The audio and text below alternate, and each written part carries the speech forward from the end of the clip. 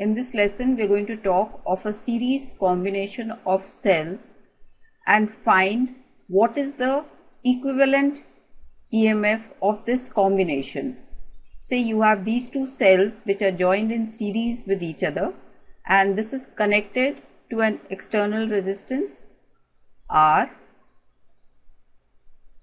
Now if you want to replace this combination of cells with a single cell, so we want to find what is the EMF of the cell with which this combination of cells can be replaced.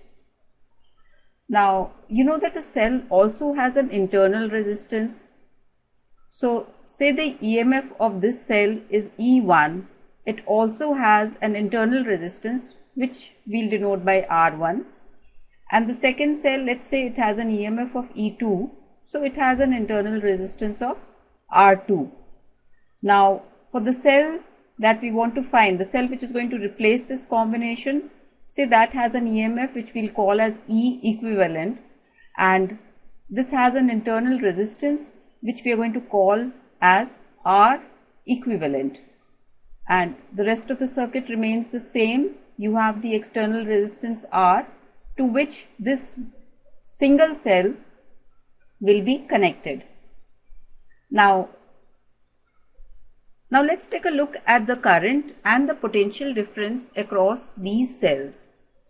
See, you can see that, let's say a current I flows in this direction because this is the positive terminal.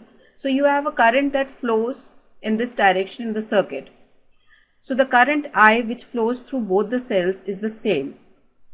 But if you take a look at the potential difference, then you have a potential drop across this cell which we'll call V1, and you have a potential drop across the other cell which we'll call V2.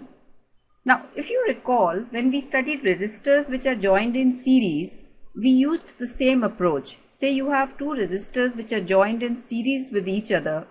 Now when a current flows through these resistors, the same current I is flowing through both the resistors R1 and R2. But if you take a look at the potential drop, then we have a potential across the first resistance which is V1 and across the second resistance which is V2, and the total potential across both these resistors is V1 plus V2. Similarly, in this case, the same current flows through both the cells, same current in both the cells, and the potential drops across them add up. So V adds up across both the cells. So now in this case I can write V equivalent would be V1 plus V2, and V equivalent is the potential drop across these two terminals. Say I call this 1, 2 and 3, then the potential drop across 1 and 3 is the potential across 1 and 2 plus the potential across 2 and 3. Now we want to replace these terminal potential differences with the EMF, since that is what we are looking for. We want to ultimately find the equivalent EMF. Now if you recall, V is equal to E minus IR. I have discussed this in the chapter, this concept in the chapter titled EMF and terminal potential difference. So if you want, you can just go back to that lesson, revise it, and then come back and learn this lesson further. Okay, now replacing V equivalent with E minus IR, we could write this as E equivalent minus I times R equivalent will be E1 minus I times R1 plus E2 minus I times R2. If you noticed, I used the same value of I since the current through both the cells is the same. Now you can equate the EMFs on the left hand side and the right hand side.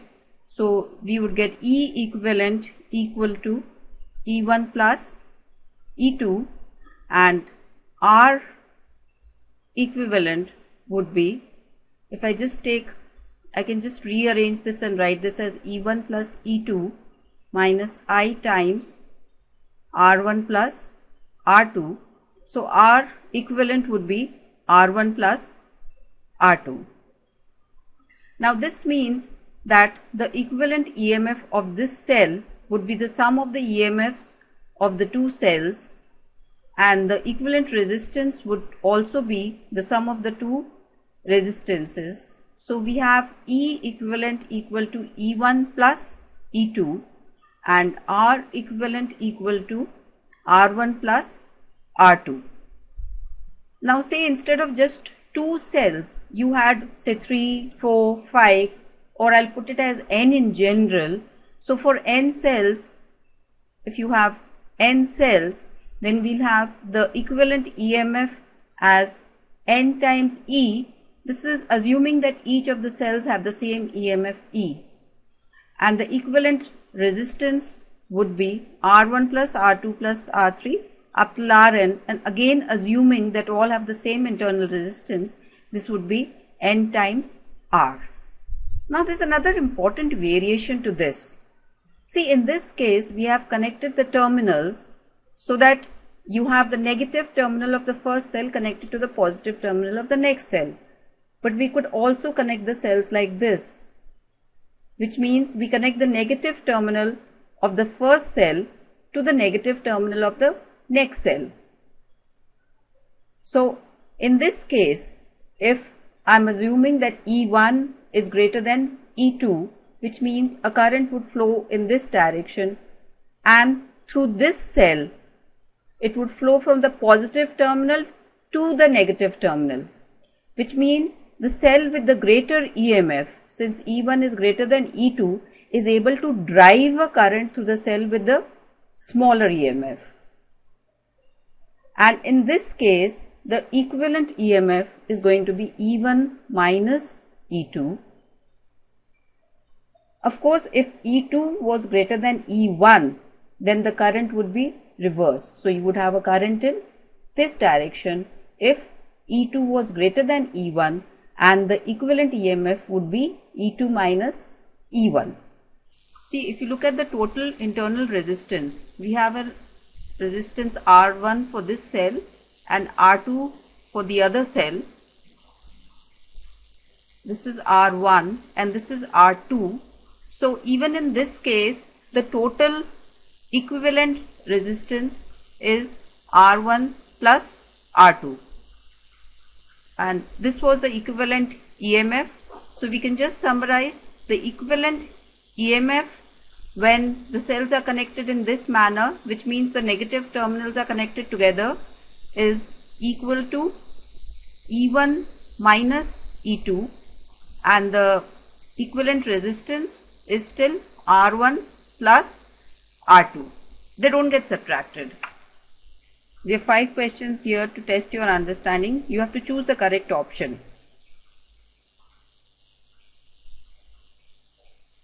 Here are the answers to the 5 questions, and don't forget to write your name in the comment box below if you've got all the questions right.